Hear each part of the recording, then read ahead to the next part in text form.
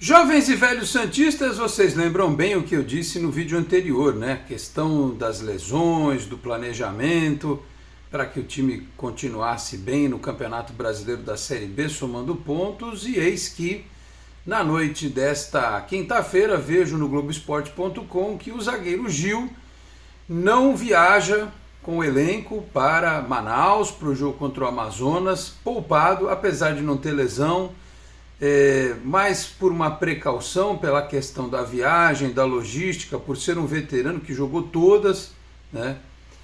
Então o Gil ficou em Santos, fica em Santos, vai fazer um trabalho, vai fazer uma manutenção e vai jogar, vamos ver se na quarta-feira contra a Ponte Preta. E aí também fica outra pergunta, né? Quem que vai jogar junto com o Joaquim? O Alex, zagueiro, que é canhoto, que está voltando de lesão, que já participou algumas vezes aí da equipe principal, né? Entrou alguns minutos, ou vai se dar uma chance para o Jair?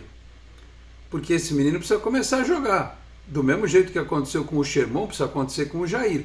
E se no dia que o Gil não fica à disposição, o Jair foi relegado e ele acabou de renovar o contrato, a segunda opção no elenco para a zaga, além dos titulares, né? Eu não sei. Eu escalaria o Jair, sem dúvida alguma. Até pela condição que tem de criação, de chegar ao ataque, de construir o jogo vindo de trás. Não acho que deva haver preocupação em relação à experiência, à rodagem, porque o menino está aí já treinando com o time principal há um tempo, já estreou num jogo que pegou fogo contra o Goiás lá em Goiânia, né? Então não vejo grande. No jogo contra o Fortaleza ele entrou, no jogo do rebaixamento. Então assim, Carille, já que você quer preservar o Gil, então pelo menos dá chance para quem é patrimônio do Santos. O Alex Nascimento também mas o Gil é com quem o Santos vai, o Jair vai ser o atleta com quem o Santos vai poder contar lá na frente para angariar recursos. Então precisa começar a jogar, não tem jeito. Então é essa a principal notícia do Santos nesta quinta-feira. Vou completar mais um pensamento sobre isso e, claro, também falar sobre os jogos sub-20 que aconteceram no dia de hoje, tá certo? Meus amigos, um grande abraço, de volta para mais um vídeo aqui do nosso canal 10, sempre em nome de Peter Leandro e Dani Haddad Fisioterapia. Quer ter mais qualidade de vida e ficar livre das dores? Então entre em contato com o Peter ou com a Dani pelos telefones 13 99704 0944, 13 99782 7308. Conheço o trabalho também pelo Instagram, @Peter Leandro e Dani Haddad. Também Vila Unitar Premium Beef, a arte do bom churrasco em São Paulo, na Vila Madalena, no Instagram, @unitar.beef, no WhatsApp 11 987984884, 11 987984884. Se você estiver nas redondezas da Vila Madalena, retire em loco com o meu amigo Marcão ou solicita a comodidade do delivery que entrega na sua casa. Dizendo que viu aqui no Canal 10, tem 15% de desconto na primeira compra em Vila Unitar Premium Beef, a arte do bom churrasco. E também conosco a Exatec Informática, na Senador Feijó 686, sala 1820, no Blue Office. O site é exatecinformatica.com.br, telefone 13 3020 1877. Conheça mais da Exatec também nas redes sociais. Já que eu falei da Exatec, a Exatec que é nossa apoiadora principal nos jogos na cobertura do futebol feminino, começar dizendo aqui, porque eu ainda tenho mais uma reflexão para fazer sobre essa questão do Jair jogar como titular no próximo sábado contra o Amazonas. Dizendo aqui sobre a Exatec que apoia o futebol feminino. O futebol feminino do Santos na tarde desta quinta-feira acabou empatando com a Ferroviária por 2-2 no Campeonato Paulista, né? No Campeonato Brasileiro Sub-20, sexta rodada. A Mari Feitosa e a Mel fizeram os gols do Santos. O Santos estava ganhando de 2-0 e permitiu a Ferroviária empatar lá no CT Rei Pelé. Então, estavam quase conquistando a vitória, as Sereinhas permitiram o empate. Elas voltam a jogar pelo Brasileiro às 3 da tarde do dia 22 de maio, clássico contra o São Paulo, também no CT Rei Pelé pela 8ª rodada. A partida da 7ª rodada contra o Internacional foi adiada por tempo indeterminado em razão de toda a situação que vocês sabem que está acontecendo lá no Rio Grande do Sul. Antes disso, o time sub-20 enfrenta a equipe pelo Campeonato Paulista no Domingo? Isso, dia 19? Não, minto. Só no dia 19. Está longe ainda. É contra o Centro Olímpico fora de casa no campo do Serete. Então, antes desse próximo jogo do Campeonato Brasileiro, né? Então vai ter a estreia do Paulista Sub-20 as Sereias nesta competição também, tá bom? Sub-20 ainda mais a equipe masculina. O jogo era para passar no Sport TV, mas não passou. Tiveram um problema técnico, tinham até, pelo que consta, trocado o estádio, né? Ia ser no Presidente Vargas, passaram lá para o estádio Domingão, em Horizonte, no Ceará, e lá não teve condição técnica da partida ser transmitida pelo Sport TV.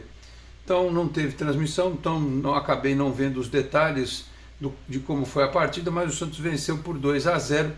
Gols do Bernardo, né, retornando aos gramados aos pouquinhos, um menino que tem muito talento, e o Diego Borges, zagueiro que chegou a cair nas graças do Carille, treinar no time principal, mas quem está lá por hora é o Samuel, né, o zagueiro Samuel. Já que falamos do Jair, está lá o Samuel treinando também o Diego Borges, que nem começou como titular, assim como o Bernardo. Os dois entraram no decorrer da partida. O Santos foi a campo com o Gustavo Júnior, o Gustavo Henrique, o Matheus Matias, o Samuel e o Souza. O Samuel jogou, aliás, estava falando dele, não tinha visto aqui, não vi o jogo também, agora que estou descobrindo. O Souza deixou o gramado para o João Ananias entrar, o Souza ganhando ritmo, né? O Kenai, depois o Bernardo, o Everton, depois o Diego Borges, como um homem de meio campo, um terceiro zagueiro, enfim, e o Miguelito, o Gabriel Bontempo, o Felipe Laurindo, depois o Matheus Xavier e o Enzo Monteiro, né, também voltando ao time sub-20, ganhando ritmo. No lugar dele depois entrou o Luca Meireles. Com este resultado, os meninos da Vila chegaram a 13 pontos, ocupando a terceira posição na classificação do Campeonato Brasileiro Sub-20.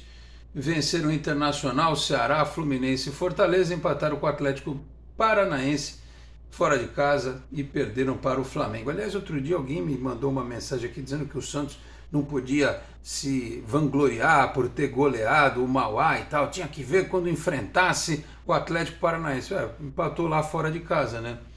Enfim, e ganhou do Fortaleza, que é um time que hoje tem uma boa estrutura também. Então, são 15 gols marcados, 9 sofridos, vem fazendo os meninos da Vila, portanto, esta boa campanha no Campeonato Brasileiro da categoria, tá certo? Então é isso, parabéns aos meninos, pena que não deu pra gente ver vitória do Sub-20 na tarde desta quinta-feira. E só para encerrar, para voltar na história do Gil, é o seguinte, o Gil poupado, tá? Lembrando que Furt e Pedrinho também não foram. Então lá estão, na viagem, o Patati, né?